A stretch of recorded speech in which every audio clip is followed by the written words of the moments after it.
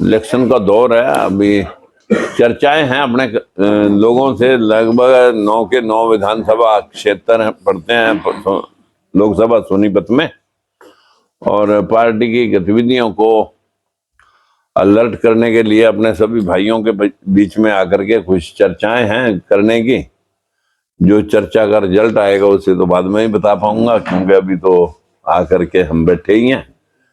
लेकिन ये कन्फर्म है कि पार्टी लगभग सभी 10 सीटों पे चुनाव लड़ेगी, और लोकसभा विधानसभा सभी सीटों के लिए हमने तैयारी कर रखी है। और इस वक्त तो हमारी तैयारी मुजफ्फरनगर, बिजनौर और ये अमरोहा, वहां भी मतलब हमने उत्तर प्रदेश के भी कई सीटों पर अपने प्रत्याशी तैयार कर रखे हैं। जैसे ही चुनावी बिगुल बजेगा और अधिसूचना जारी होगी तो नॉमिनेशन होंगे, और पूरी तैयारी के साथ।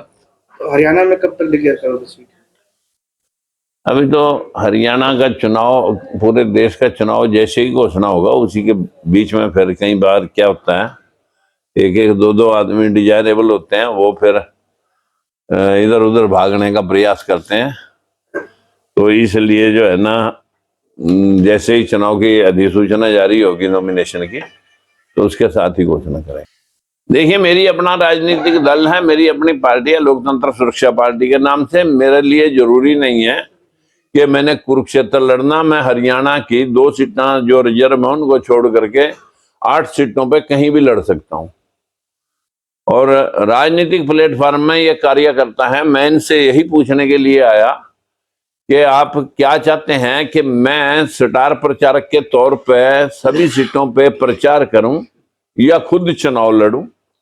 क्योंकि खुद लड़ूंगा तो मेरी बंदिशें आ जाएंगी क्षेत्र की, और अगर मैं जो सभी जितने प्रत्याशी खड़े करूंगा उनके पास अगर मैं नहीं जाऊंगा तो फिर पार्टी में लोग कमजोर पड़ जाते हैं। ये कुछ चर्चे हैं अपने भाइयों से, मैं आज मशवरा करने के लिए आपके बीच में हूं। जो भी फैसला कार्यकर्ता करेंगे उसी को पालना होगा। ये चर्चाएं थी कि आपने कुरुक्षेत्र चुनाव लड़ने की बात कही है।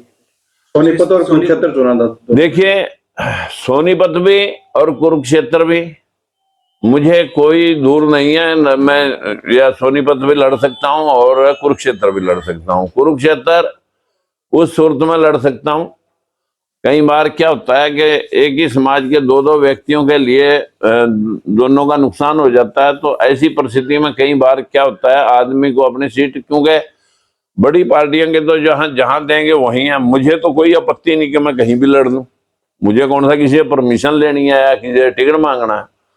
तो इस विषय पे हमारे कार्यकर्ता बैठ के चर्चा करेंगे, जहां भी इनका आदेश। नया सैनिक की टिकट फाइनल हो रही है, उसके कारण तो नहीं पीछे हट रहे हो आप कुरुक्षेत्र से? नहीं, ऐसा कुछ नहीं है, मैं किसी के कारणों से पीछे नहीं हटता। मेरा मकसद तो यह है कि अगर हमारा भी कहीं गठबंधन हो गया तो सगा गठबंधन की रीति नीति भी अपनानी पड़ती है। किसी से चर्चाएं चल रही है गठबंधन? अभी से मेरी बसपा से भी चर्चा चल रही है, कांग्रेस से भी चल रही है। आप पार्टी को छोड़ करके मेरी दोनों पार्टियों से चर्चा है। लेकिन आप कांग्रेस पार्टी का तो इंडिया गठबंधन के आप पार्टी का गठबंधन भी हुआ है।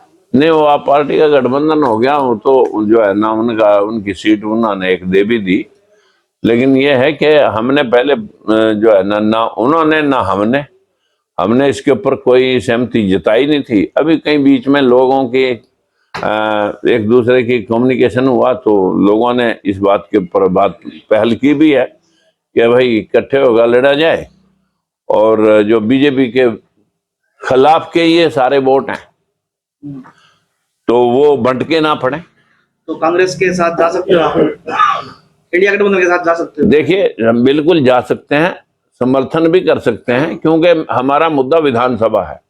लोकसभा तो हमारा मुद्दा भी नहीं, और हमारी पार्टी का उस तरफ ध्यान भी नहीं है। हमारा मैटर तो है लोकसभा में भी हम पहले सिर्फ 2 ही सीट लड़े थे, और अब भी 2 सीट तो लड़ी देंगे, लेकिन अच्छे से लड़ेंगे जो भी लड़ेंगे। हकीकत में हमारा मुद्दा है विधानसभा को लड़के लोगों को। आपने कहा कि 10 की 10 सीटों पे चुनाव लड़ा जाएगा, आप कह रहे हो 2 सीट तो लड़ेंगे। देखिए, कार्यकर्ता जो है ना हमारे 10 के 10 सीट के लिए तैयार है, लेकिन ये है कि अगर गठबंधन हो गया तो फिर हमें 10 थोड़ी कोई देगा, हमें तो 1 या 2 देगा कोई। ऐसी परिस्थितियां में दोनों कमी गठबंधन होता है तो कितने सीट मांग रहे हो जिसके साथ भी होगा? हमारी तो 2 पहले थी, 2 अब मांग रहे। कौन से सीट है जिन पे आप यो तो बाद का विषय है। सोनीपत भी है क्या उसमें? हाँ बिल्कुल सोनीपत भी है। कुछ चर्चाएं ऐसी है जो फैसले के बाद ही ओपन की जाती हैं। इनेलो के साथ भी गठबंधन बिल्कुल नहीं। किन मुद्दों के साथ लेके जाएगी आपकी पार्टी, क्योंकि देखिए सभी पार्टी हमारा सीधा एजेंडा वही है जो पहले से है, आज भी वही है। 100% आरक्षण, एक परिवार एक रोजगार। किसान के साथ जो भेदभाव हो रहा है और किसान के साथ जो मारपीट हो रही है और जो हमारे युवा वर्ग है जो उनकी अनदेखी हुई है, इन सब बातों को लेकर के लोकसभा और विधानसभा दोनों चुनावों में पार्टी पूरी मुस्तैदी के साथ जो है ना आगे बढ़ रही है। और जिस प्रकार का बीजेपी का एजेंडा है, धर्म की फीम चटा करके हिंदू मुस्लिम और नफरत का बाजार गर्म करके बीजेपी वोट हासिल करना चाहती है। बीजेपी अपना रिजल्ट बताए कि आपने कितने लोगों को नौकरी दी। आपने 2 करोड़ नौकरियां 10 साल में, आपने 20 करोड़ लोगों को नौकरी देनी थी। 20 करोड़ में से आपने कितने लोगों को नौकरी दी है?